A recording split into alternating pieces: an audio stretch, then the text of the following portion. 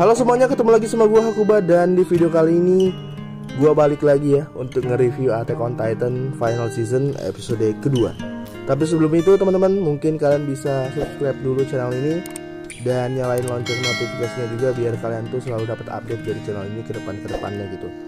Dan karena channel ini masih baru banget teman-teman ya, gua harap kalian bisa bantu gua untuk mempromosikan channel ini ke teman-teman kalian yang suka anime, terutama One Piece. Dan untuk video ini gue harap kalian bisa bantu gue untuk share ke teman-teman kalian yang suka Attack on Titan atau yang lagi sedang ngikutin Attack on Titan Final Season ini, atau ke circle-circle kalian yang wibu-wibu ya, yang suka-suka anime. Pokoknya share-share aja gitu ya, siapa tahu ada yang suka dengan pembawaan gue gitu. Dan tanpa banyak bacot lagi, kita langsung mulai aja reviewnya. Let's go. The Other Side of the Sea ya, menjadi pembukaan yang benar-benar keren banget dari segala aspek menurut gue pribadi. Untuk mengetahui maksud gue, kalian bisa langsung nonton aja video gue sebelumnya saat gue nge-review episode pertamanya Attack on Titan Final Season ini. Pada episode sebelumnya kita diperkenalkan dengan beberapa karakter baru. Di episode kedua ini kita diajak untuk lebih mengenal seperti apa mereka dan bagaimana mereka berpikir, serta pandangan-pandangan mereka terhadap orang-orang yang berada di Pulau Paradis. Dicap sebagai ras iblis, kayaknya orang-orang Eldia yang berada di dunia luar ini berusaha untuk membuktikan kepada dunia, terutama kepada Marley, kalau mereka ini berbeda dengan iblis-iblis yang berada di Pulau Paradis, dengan cara memerangi saudara-saudara Eldia mereka yang berada di pulau tersebut. Perspektif seperti ini mengingatkan gue dengan salah satu serial Netflix ya. Mari gue perkenalkan kalian dengan salah satu serial favorit gue yang berada di Netflix, yaitu Dark. Dalam Dark ada dua kubu yang saling bersenggangan, yaitu kubu Adam dan kubu Eva. Kedua fraksi ini berada di dunia yang berbeda ya, dimana keberlangsungan hidup salah satunya ini tergantung pada hancurnya dunia yang lain. Dua fraksi berlawanan ini sama-sama memandang diri mereka sebagai pihak yang benar, karena pada dasarnya keberadaan dunia atau alam semesta lain menjadikan mereka sebagai musuh dan mengancam kehidupan dunia mereka.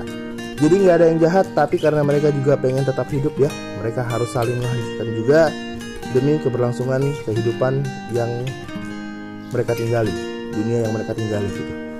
Jadi di sini yang dipertanyakan adalah siapa yang berhak untuk tetap ada, atau siapa yang berhak untuk tetap eksis gitu.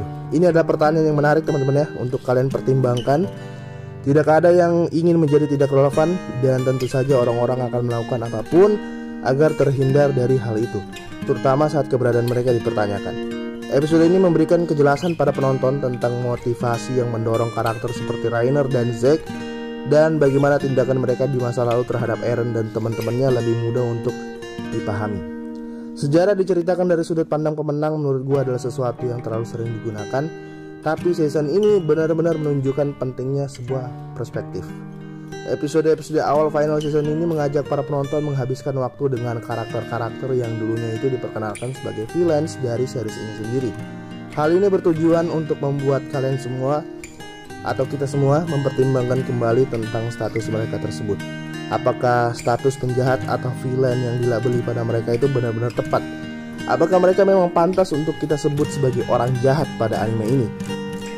Episode-episode awal season ini juga tuh tidak serta-merta mengatakan atau memberitahu kalian kalau karakter-karakter baru ini lebih baik atau lebih pantas dari karakter-karakter yang sudah kita kenal lebih lama seperti Eren dan Mikasa.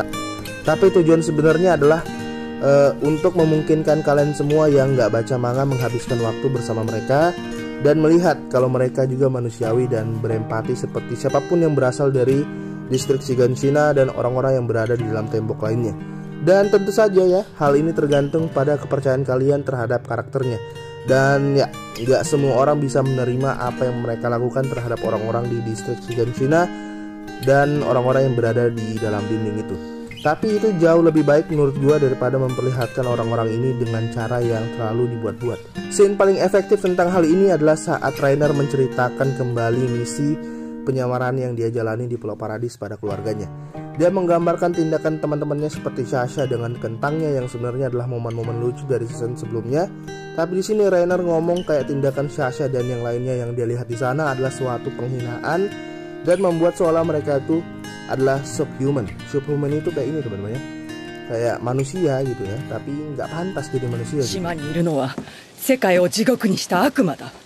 いつまた強大な巨人で世界を踏み潰し進撃してくるかわからない。 Meanwhile 母ちゃんに会いたくてうずうずしてんのか？そうなんですか。なわけねえだろ。失礼ですがピクシス司令、俺たちは兵士です。料理なんて何。そうだ、どうせお母さんに全部作ってもらってたくせに。Episode kedua ini juga memberitahu para penonton kalau founding Titan benar-benar sangat penting bagi Marley. Ada scene yang memperlihatkan Zeke dan petinggi Marley lainnya mengeluh bahwa pasukan Marley terlalu bergantung pada kekuatan Titan, sehingga pengembangan senjata modern mereka itu teralihkan. Mereka tidak ingin meninggalkan kekuatan Titan, tapi di sisi lain kemajuan teknologi juga tak bisa mereka hiraukan terus-menerus. Karena perkembangan senjata modern suatu saat juga pasti akan melebihi senjata utama Marley gitu, yakni kekuatan Titan. Karena itu mereka benar-benar harus mendapatkan founding Titan secepatnya sebelum teknologi persenjataan itu semakin maju, terutama pengembangan pesawat tempur. Karena kekuatan Titan mungkin memang bisa dikatakan sebagai senjata darat terkuat untuk saat ini. Tapi jika pengembangan senjata udara mencapai tahap akhir, maka Titan yang hanya iblis darat gitu ya, hanya iblis darat itu hanya bisa melihat langit sambil menunggu kematiannya. Jadi bagi Marley, founding Titan ini adalah pemecah masalah mereka ini, karena menurut mereka kekuatan founding Titan adalah kekuatan yang tidak bisa dilampaui oleh teknologi modern sekalipun. Sebenarnya ini adalah hal yang lucu teman-teman ya, dimana kekuatan founding Titan ini kekuatan Titan ini udah kayak apa ya, udah kayak VCR gitu ya, dimana founding Titan kayak kemajuan hardware yang memungkinkan Blu-ray dan melampaui HD DVD gitu. Beberapa episode ke depan mungkin ya gue sebenarnya udah tahu teman-teman apa yang akan terjadi ke depannya itu, tapi ya mungkin kalian akan diajak untuk melihat bagaimana perjuangan Gaby, Udo, Sofia dan juga Falco dalam memantaskan diri untuk mewarisi kekuatan armor Titan milik Reiner. Yang menarik di sini adalah kalian sebagai penonton juga bisa ikut nebak ya, siapa kira-kira di antara mereka yang benar-benar pantas untuk mewarisi kekuatan milik Reiner ini. Selain itu semua, beberapa hal menarik menurut gue di episode ini adalah bagaimana kita bisa melihat kalau Reiner ini masih terjebak dalam bayang-bayang masa lalunya di Pulau Paradis. Ya kayaknya itu Reiner nih kena PTSD teman-teman ya, gangguan stres pasca trauma. Jadi kalau kalian nggak tahu PTSD itu tuh kayak ini, misalnya kan dihadapi dengan suatu keadaan atau kalian mengalami suatu peristiwa yang mengerikan ya, sehingga itu menjadi trauma dan membuat kalian tuh terus kepikiran gitu. Makanya kalian tuh sampai jadi stres, makanya namanya tuh gangguan stres pasca trauma. Ya mungkin kalian bisa search di Google tentang PTSD yang dialami Reiner ini. Selain itu mungkin kalian berpikir kalau episode ini tuh nggak ada adegan lucunya, tapi kalau bagi kami yang pembaca manga tuh ada satu scene yang lucu banget teman-teman ya. Dimana ada suatu scene ya yang memperlihatkan pasukan Eldia yang jiwanya terganggu setelah pulang dari perang. Ya mungkin mungkin kalian yang nggak baca manga tuh dan melihat adegan ini tuh kayak apa ya, kayak apa sih anjir, orang lagi trauma lu bercandain, nggak boleh kayak gitu ya. Sebenarnya tuh nggak boleh diketawain temen ya adegan ini tuh karena apa ya, mempercandakan traumatik seseorang tuh benar-benar nggak keren cuy menurut gua. Itu apa ya, goblok banget sih menurut gua. Gue benci banget orang-orang yang mempermainkan traumatik seseorang gitu, menertawakan traumatik seseorang atau ngebully lah ya, ngebully itu sebenarnya sesuatu yang goblok menurut gue. Tapi ya di sini tuh sebenarnya lucu tuh.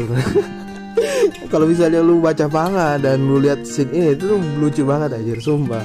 Karena ada aja kalian tahu siapa yang ada di situ tuh, itu pasti kalian bakal ngakak anjir.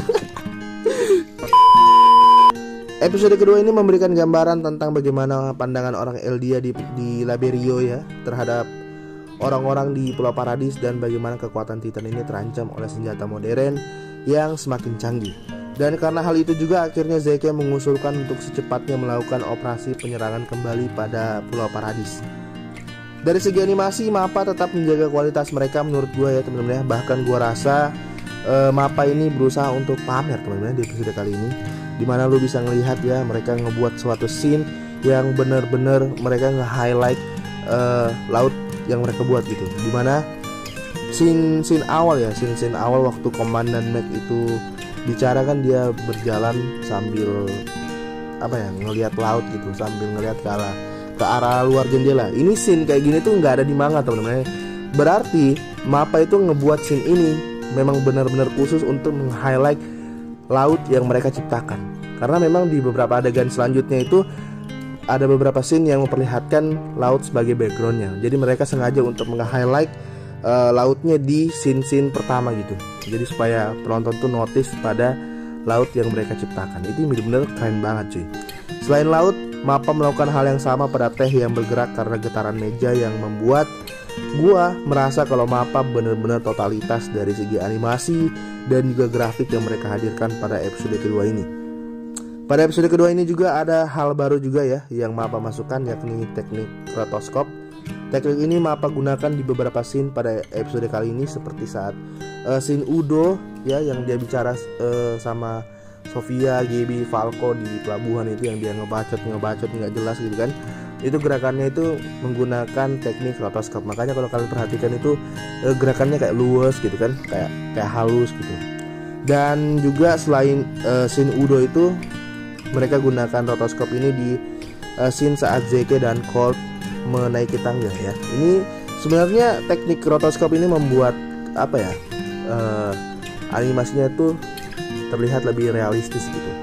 Karena memang ini apa ya, gue tuh nggak terlalu paham dengan teknik rotoskop ini, tapi setahu gue itu teknik rotoskop itu menggunakan model asli yang mereka gambar itu kan secara frame by frame gitu. Jadi setiap gerakan itu mereka gambar terus nanti jadikan animasi gitu.